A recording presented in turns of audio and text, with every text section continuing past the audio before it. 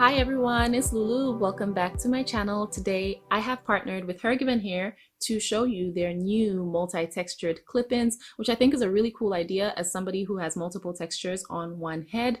And they sent this scroll of new arrivals from 2020. It's amazing how much I have not kept up with the panoramic and all, but yeah, they had a lot of launches. That's pretty cool. And this is the pamphlet with daily care, and this is my hair information. There's a lot of information missing and I'm gonna go over it, but inside there are extra clips. I've never needed extra clips to replace the ones I have because I've never had loose clips on clip-in extensions from any brand.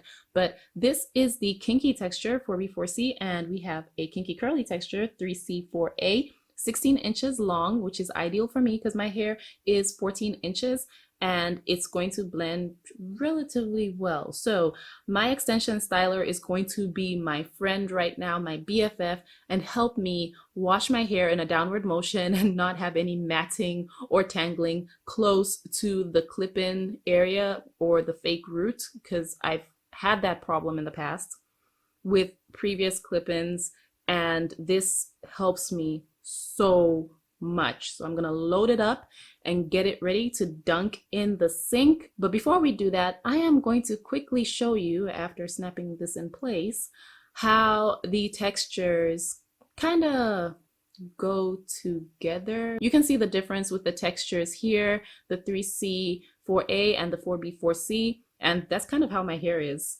Because I have hair in the crown area that is looser than the rest of my hair, and it's kind of like a gradient. It kind of radiates out, and then my entire hairline is very kinky. So what I'm going to do in this video is show you guys with my clip-ins how my hair is arranged around my head. I thought that would be pretty cool. Many of us have very unique hair, and I really do suspect that with kinky hair or with Black people's hair, there are probably several patterns. At least I've noticed that with YouTubers, that there are patterns in how their hair is arranged if they're multi-textured, especially those with type 4 hair. Like some people have the reverse of what I have going on in my head. So I'm gonna brush my hair out with my Maven paddle brush, being totally lazy, but this brush, it detangles all of my hair so well, and there is minimal shedding. I love it. But this is our hair stretched out and brushed out. It's gonna snap right back when it dries, and I'm gonna go ahead and rinse it out and make sure all this conditioner is out of here, even though technically I could have left the conditioner in because conditioner feels nice on my extensions. So next time I might just leave some of it in instead of trying to rinse all of it out. Always make sure you wash your extensions. It makes them fluffy and it makes them blend a little bit better with your hair. It just makes them look so much more natural. And this is my natural hair in African hair threading sections. Like a week and a half after I stretched my hair, I need to wash my hair and just fix that. But for now, we're gonna do clip-ins for a few days until the weekend.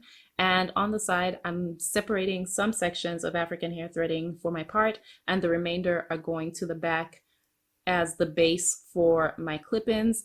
I don't like doing clip-ins on loose hair because that's just a recipe for tangling and breakage. I only like leaving out the hair that is going to be in the part area. I'm willing to sacrifice that, but nothing else. And I've been using Gabrielle Union's products for a couple of months now. I owe you guys a review. I tried to film it twice. It has not worked out. But that's what I use to stretch my hair, and they're actually not bad, but I have some issues with them. It's just weird. We'll talk about that later. So let's separate these threaded sections. My hair feels buttery soft right now, and I am going to grab the clip-ins and put them in because they're dry and they have shrunk up considerably. So let's part this part. I'm separating my hair into 3 Bantu knots, one for each side of the part and one in the back, so that I can cover all of my clip-ins and make them look better. I don't want any of my clips showing. And after that, we're gonna go ahead and start putting them in. It's very easy once you get the hang of it, and it's very easy once you kind of have an idea of how you want to go with your clip-ins. So in the very back, I'm going to start with number 5 of my Kinky texture.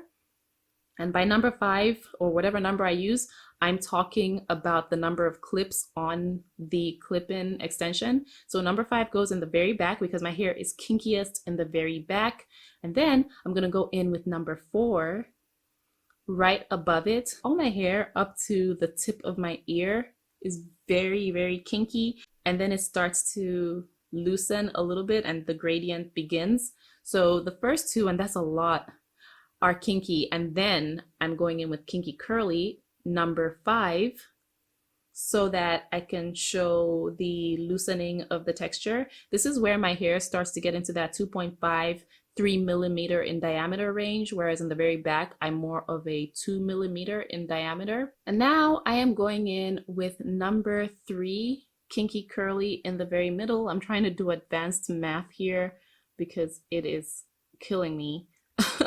And then here I'm doing the kinky texture to join, and I'm angling it forward. These are 2 to, you know, cover my ears and make sure it doesn't flap back.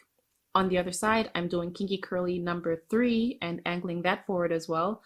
On my hairline, my hair is very kinky regardless of what part of the hairline it's on. So I have kinky hair always around the hairline. And this one's number 3. And then we are going to do, well, we were going to do kinky number 2, but then I realized that I'm close to the crown area and this is where my hair starts to loosen. So I'm gonna go in with kinky curly number 4 instead. And I'm just going to clip right under there where the part is supposed to be and go around as far as possible because I'm going to join it with another kinky curly one. Right in the back there, we're still in the gradient, and then in the crown area, it's looser. So yeah, this is pretty much how my hair is arranged on my head. And I'm coming around, clipping, and I'm gonna finish it off with a number 2 kinky curly. But first, let's split this part so that I can have some kind of blending going on here. And that's going to go right there. Here, we're done on one side. I have one more to put right here, and this is number 2 kinky curly. I have 2 number 2s of each texture, which is so convenient, especially on the part area. And now we are almost done. I have one left. This is 2 of the kinky texture, and this is going in the back for now. I later decided I wanted it somewhere else, and I'll show you that. But let's loosen this hair up. It looks so good, like a diva cut, and honestly, it sits beautifully. 16-inch hair is ideal because usually you don't have to do too much work to get it to sit the way it needs to sit, and I'm wetting it so I can reactivate my curls. They were stretched out for too long, and try to blend. Even though this is not a perfect texture match for me, I lean more kinky because right here at the top in the crown area, my hair goes up to 4 millimeters in diameter, and this kinky curly texture is way looser than that. But I'm gonna clip that number 2 that I put in the back up a little higher so it can hide that massive braid that I had in the middle of my hair. And that's what we're going to do. So this is what the hair is looking like. I thought it looked really good, and I'm going to just show you guys how you can tie it back with the pattern that I used to clip my hair in. So this is ideal for those of us who want to work out. You are not without options, and this is me a couple of days later. I was being lazy, I didn't fluff it, but I like this hair. So you guys let me know what you think of the concept, and I will have all details down below. Thanks HerGivenHair for sponsoring this video, and I will talk to you in my next one. But until then, continue to take good care of yourselves.